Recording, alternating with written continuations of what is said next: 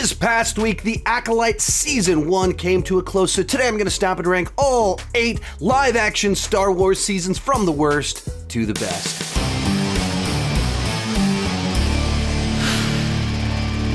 Hi, my name is Sean, and I love to talk about movies and TV way too much. With that in mind, go ahead and join me down below in the comment section. Share your ranking of the live-action seasons of Star Wars.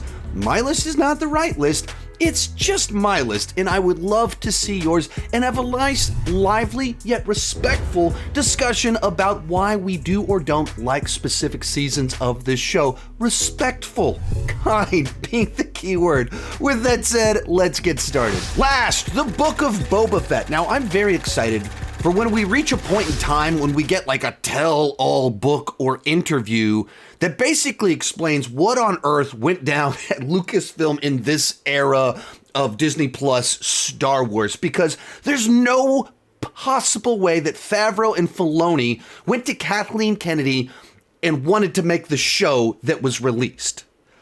They wanted to make a show about Boba Fett.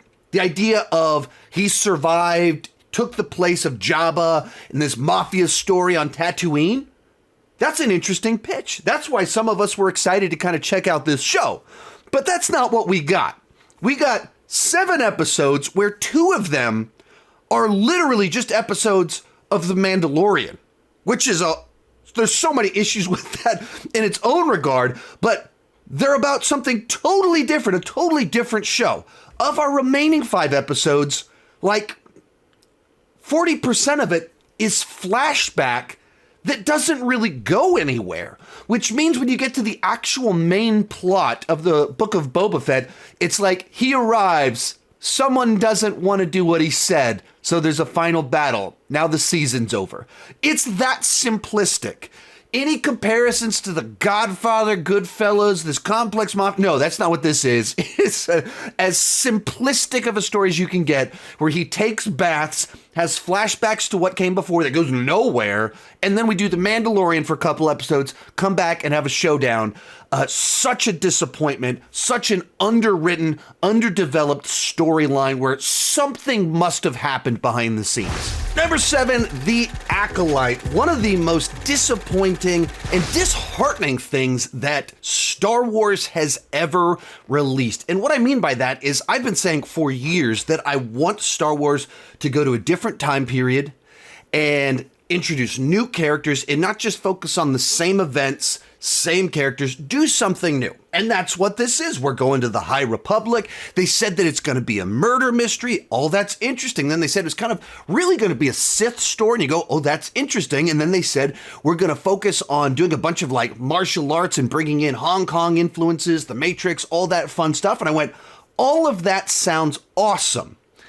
And some of that is present here just a little bit, but not nearly enough, and there's a whole bunch of just bad ideas, horrible execution, and baffling writing. As a whodunit, they answer the who almost immediately. When they're trying to do a mystery about who is our Smilo Ren, it's really obvious because there's only one character it could possibly be. And then when you simply get to the morality of this show, it's quite insane, the thought process of this show, where there's characters that are actual homicidal murderers we can forgive that, but Soul, who was trying to save some girls from what looked like a very abusive religious cult, he's actually the bad guy because he killed their mother, who turned into a smoke demon with black eyes and was disintegrating a girl. And in his moment, his snap judgment was to kill the person that turned into the force smoke demon thing or thread smoke demon thing. But he's the bad guy for doing that. And in interviews, it gets even stranger because like the head writer, Leslie Headland, has referred to his benign sexism and how, eventually, women need to have their own freedom to make their choices. And you go, yeah, but in this context, he was trying to save them as children when they didn't have that. And the act of liberation for her as a grown-up is to murder the person. The morality of it is just kind of insane. We're supposed to celebrate things that are actual atrocities. And even other statements from the head writer where she's said that really Smilo Ren here is essentially the rebellion of this era because the Jedi are the ones that are in control, and like making moral equivalency between things where there's like no moral equivalency whatsoever. Like the Death Star was a weapon that blew up a planet. So yeah, the rebellion destroyed the weapon that blew up a planet. There's no comparison here. And so there's all of just these insane twisted ideas and morality woven into this show. And it's one of those ones where they made the show I wanted them to make, but they trusted absolutely the wrong people to do it, that had just baffling ideas that don't mesh with Star Wars. They're committed to perpetually showing the Jedi as worse and worse and worse. Not the good guys that had flaws leading to their downfall, or good guys that made some bad choices that led to their downfall, but like now they're a religious cult that's politically corrupt, kind of grooming children, and deserving of dying for trying to save children. Just baffling stuff. And the more you read interviews from Leslie Headland, the stranger the show becomes when you realize what she was actually going for and what different characters represented to her as an individual with the way that she kind of did self-inserts. Self-inserts aren't always wrong. You want stories to be personal and have deep human touch to them. The context where she did it and the way she described it sounds insane. I have to keep going back to that because it's baffling that this classic tale of good and evil would be treated in this fashion. Next up, Mandalorian Season 3, and this is another one like Book of Boba Fett where I really want to know the behind the scenes on what on earth happened here, that there was such a dramatic drop in quality in such insanely bad story choices. I can't fathom that Favreau set out to hand off Grogu to Luke at the end of Season 2, only to want him to come back before Season 3 even begins by having 2 secret episodes of The Mandalorian in a different show. I can't fathom that that was his idea and his plan.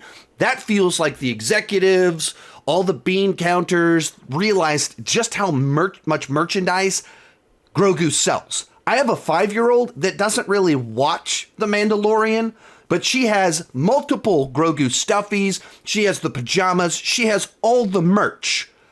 And that's where the money is made. So it seems like they realized that and made mandates to Favreau, Filoni to bring Grogu back so he can still be on the adventure. And then just it turned into this muddled mess where nothing is set up properly. We spend way too much time on all the wrong details. It doesn't feel like there's any forward story momentum to the last 2 episodes.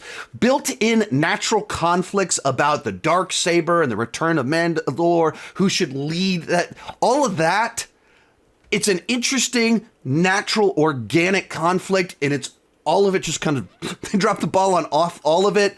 We're returning to a planet, and it's not a big deal at all. It just feels like everything went wrong with this season. I still love the characters. There's moments that are cool. There's things here and there that I was like, that was neat. As a season, this was such an unbelievable disappointment and like a shockingly large drop in quality. Number 5, Kenobi, another massive disappointment, but elevated a good bit by a strong performance from Ewan McGregor. It's just great to see him again in that role, as well as some moments here and there that are some pretty great Star Wars moments that do fill in a couple moments in the lore in a profound and powerful way. Now, when it comes to this show, we actually do know a good bit about the troubled production that led to its creation. It was supposed to be a movie, but then Solo bombed as a movie, and they went, nah, let's find a different plan for that. And so it came back a number of years later as a Disney Plus show where they padded it out, the runtime a little bit, and shifted some character motivations and things like that, in particular with Reva, probably for the worst, and they released it.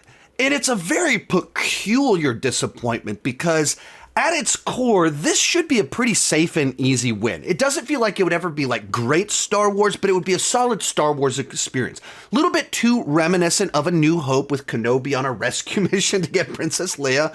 Odd that they picked that exact same plot again, but also for that reason, it just, pulls on a lot of the nostalgia. It's easy to have some solid moments with that formula right there.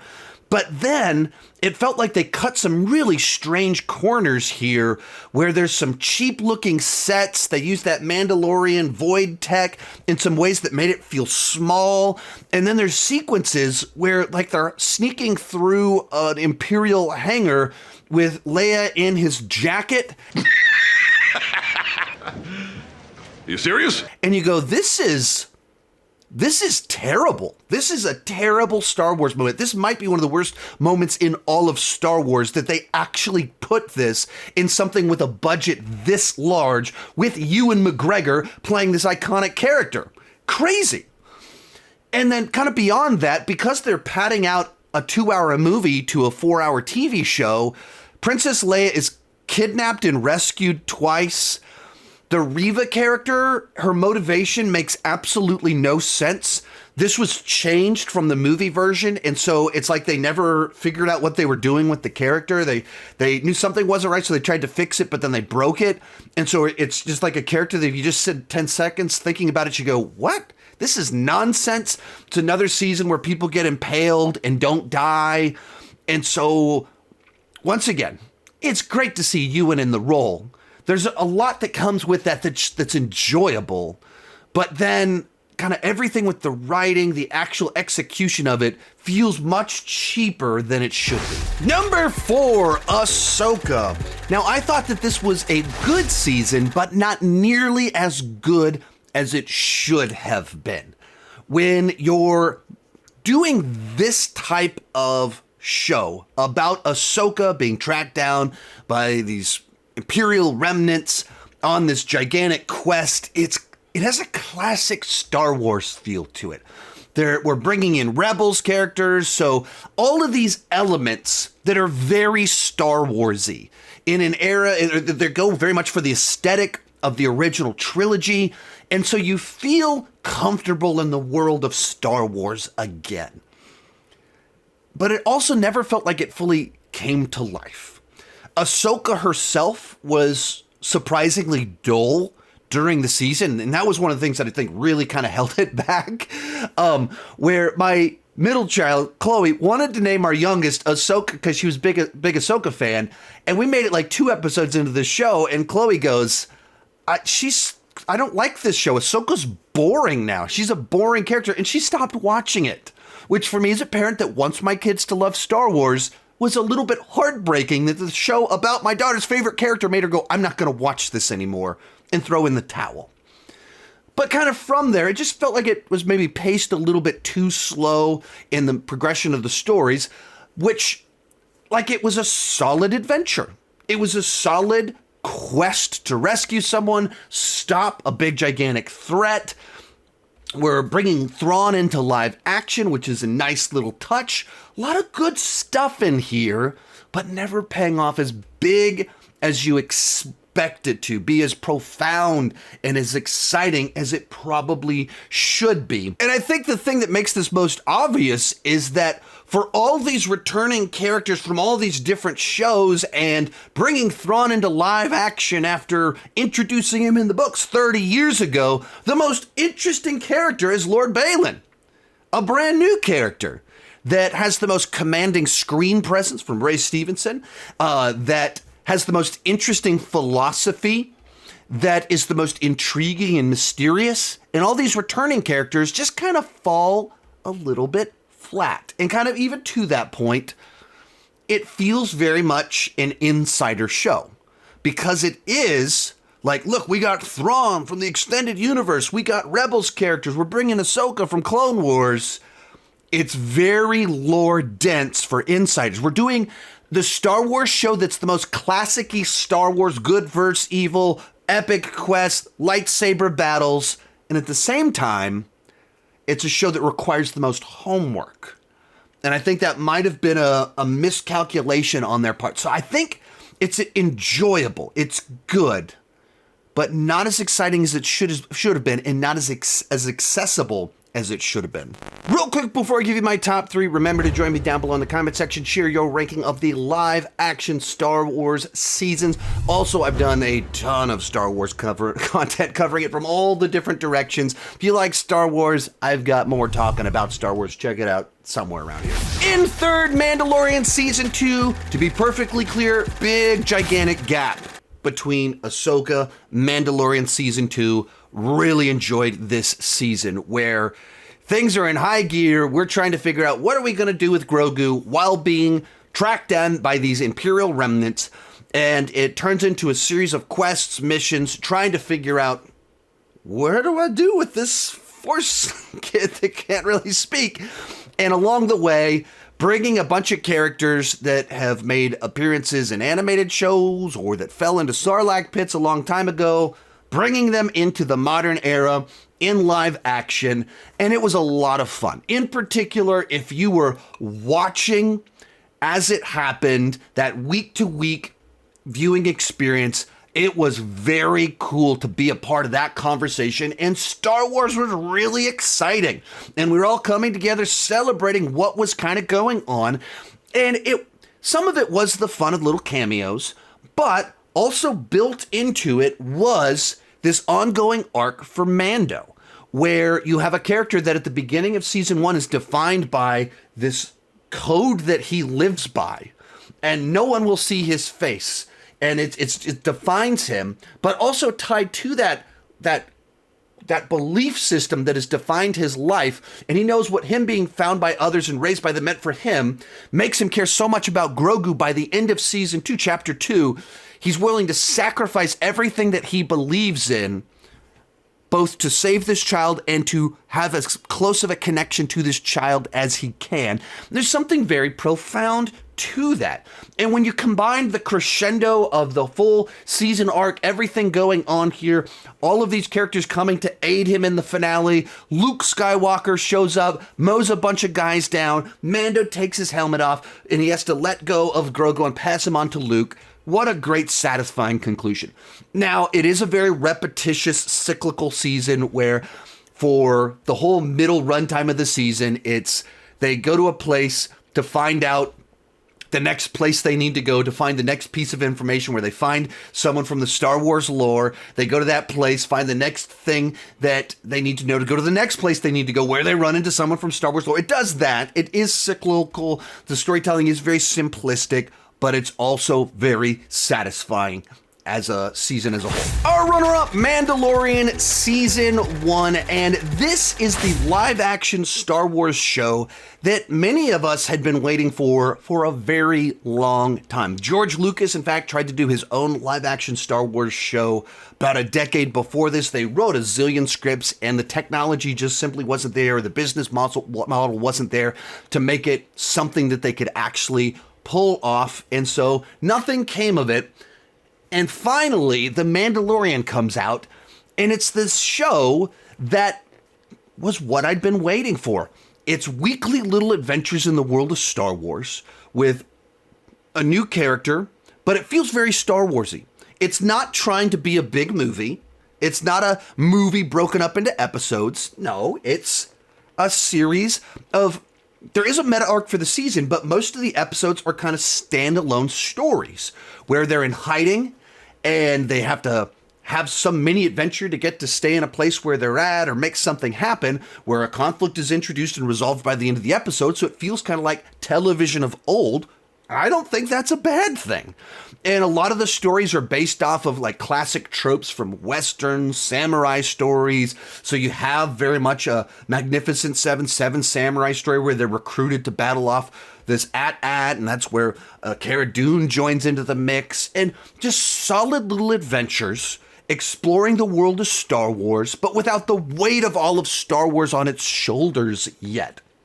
You got some great new characters in Mando, Grogu, Cara Dune, everyone else as well. Like everyone in this season is pretty solid characters that you want to spend more time with, that have little memorable lines that you still quote. And so Like, this is the model for what I think a lot more of it should have looked like. And the more they've gone on, they're trying to like tie it in and make it bigger and more ambitious. And I don't think that's actually the strength of television. You don't need seasons to be mini movies. You want seasons to be seasons of television. And television has unique strengths. And I think this season understood what those unique strengths are. But coming in at number 1, Andor, a Star Wars series that is intentionally wildly different from everything that came out before and has come out since. We don't have laser swords, we don't have Force users, we actually don't even have all that many aliens. It's not a classic traditional hero's journey. For that reason, I totally understand why this show isn't for a lot of Star Wars fans. I think that's totally fair and reasonable. But what I think it does do is it focuses in on this specific element of Star Wars. What was the rebellion really like in this window of time where there weren't Jedi trying to save the day? There weren't all these Force users. There were just a bunch of individuals that went, this thing is evil. This government is twisted. We have to do something. And the moral ambiguity that comes with that it doesn't pretend as if everything they do is good. A lot of what they do is evil in an attempt to stop something worse, and the characters know that. The show understands the bleakness of the morality of the heroes because the Empire is that much worse. And living in that space just makes for a more mature version of Star Wars. That it's not as clean black and white as classic Star Wars traditionally has been, but that's the reality of political rebellions, of the fact that the rebellion essentially is a terrorist organization. It's a lot of espionage and pulling little things here and there to make it happen. And that just makes for something very thematically rich. It's interesting. And it fills in that gap in the story of the grounded reality of the rebellion, what really took place. And while it tells a very different type of story and it has moral ambiguity, it doesn't do it in any sort of way that breaks what came before or messes with what came before, because it lives so much distinctly in its own lane of espionage, thriller, that sort of thing. It has different pacing. It's a slow burn. Once again, I understand why it's not for everybody, but it absolutely was for me, and I can't wait for season 2 and see exactly how does it tie in and fill out the lead up into Rogue One. Can't wait, so it comes in at number 1. If you enjoyed this video and want more Star Wars content from me, you can check out these videos somewhere around here with playlists with all kinds of additional Star Wars content. Hey, thank you so much for watching, and keep talking movies and TV.